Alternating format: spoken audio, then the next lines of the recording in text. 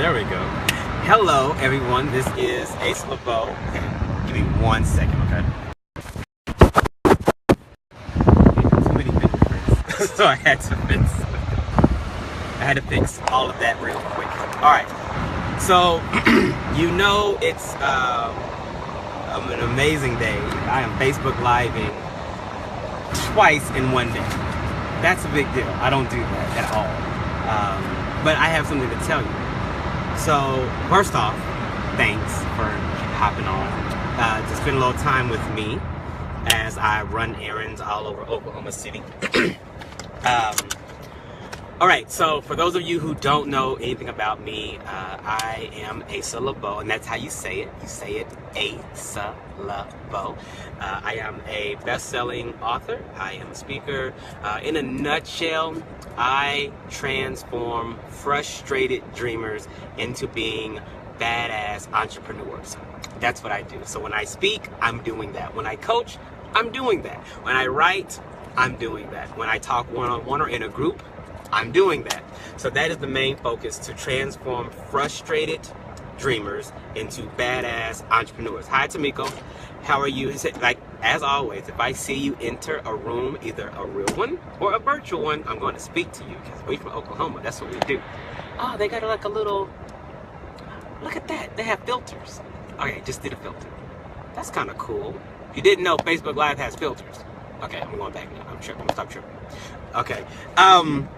So another topic that I want to bring up today is how to tell your story. Okay, first off, why do you give a damn about telling your story? Well, as I said, I transform frustrated dreamers into being badass entrepreneurs, right? So, if you want to be a badass entrepreneur, this is something you're going to need to become really good, well acquainted with, is being able to tell your story so that people can know, like, and trust you faster and better. So for instance, if somebody says, so why do you do what you do? Well, I might tell a story of, well, there was once a time when my son, he was staying with me, and the time was so bad, like the time was so sucky, that I didn't have the money to send him to school. By the way, this is a real story. I didn't have the money to send him to school with a lunch. Like, I just didn't have it. It was that bad. Didn't have a car at the time. It was gross. That was the lowest, one of the lowest times in my entrepreneurial journey. Literally. Sucked. So, oh, I cuss. If you didn't know. I cuss, and I cuss very well too.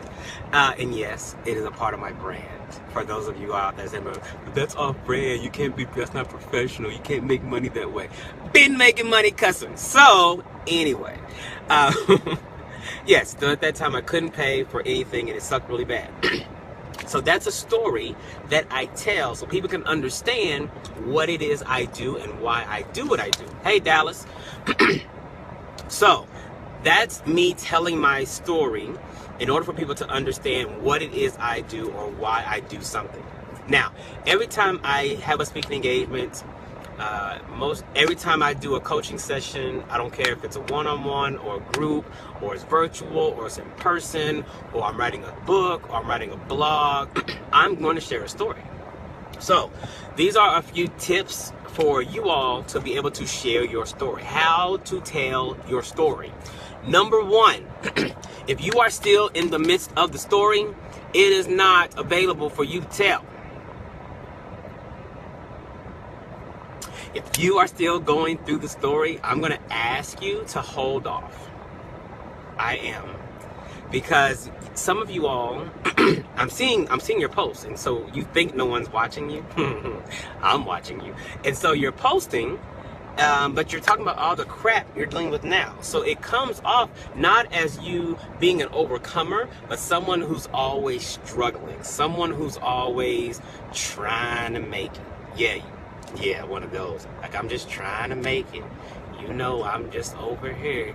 Yeah, that does not sound edifying. It doesn't uplift anyone. It actually becomes a burden to be in your presence. Right. An actual burden to be in your presence. And I think I can drive. I'm hands-free, by the way, so I can drive. Been driving since I was 16, so I got a couple years. I'm good at this. So yeah, that's what it makes it feel like you are a burden. And you don't want that. You really don't want to be a burden for people. So that's number one. If you are still in the midst of your story, don't, it's not up for grabs. It is not available to you right now. Hey, Jolisha. So I'm just saying, she says, why are you talking about me? I don't mean to talk about people, but I do want to make sure you all understand, because I'm going to stop coming to your page. And every time I see a little notification that so-and-so is Facebook Live, or so-and-so is on Periscope, or so-and-so invited you to come to something, I'm not going. I'm not going. I have set my life up in a way that positivity imbues in every aspect of it. And you will not change that because you think you are telling a story. No, that won't happen at all. So, don't do that. That's number one. You're in the midst of the story. Keep it until you overcome that story, or until you fail at that story and recover from the failure. Okay? You need to tell somebody, like, once I failed, this is what I did, to show a level of, what's that word called? When you are, it's an R word. Come on, y'all. I know it's an R word. Damn it. Now I don't know the word. So, resilient. That's the word. To show your resiliency. So yeah, that's why you would tell a story about anytime that you failed, and then what happened after you failed to get where you are now. So either resiliency or actually how to do something successfully. Perseverance, that's true. Thank you, Dallas. That's a good word too. So perseverance and resiliency. The next part of how to tell your story. Okay, if you're going to use people's names, I'm going to ask you to get permission. If you're going to use their names, everybody didn't sign up to be all in the public eye or any of that. Everybody did not want that for themselves. And there's no judgment there. People just don't want that for them. Period. And you don't get to push people into that. So, if the story involves you, especially in a book, if the story involves you and someone else, I'm going to need for you to not do that. Please, do not put someone's name or likeness. What do I mean by likeness? Well, if their likeness basically tells who they are, then I'm going to need you to refrain from that specific likeness. Okay? That's it. So for instance, I have a friend, you all know April Franks Hunt. So I know I've told stories about April Franks Hunt, that her and I were somewhere and something happened. I told it at her conference. I approve all stories. Yeah, I approve all stories. I asked, can I talk about that? So you want to ask permission. But for instance, I also tell a story about when I was a teenager. And now this is the story I told when I was at the Urban League, and some of you all saw that Facebook Live feed when I was at the Urban League talking to those teenagers.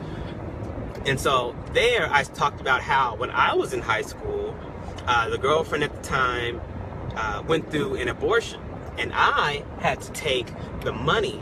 I had to raise the money. I was working at McDonald's, and I had to take the money I was working at McDonald's to actually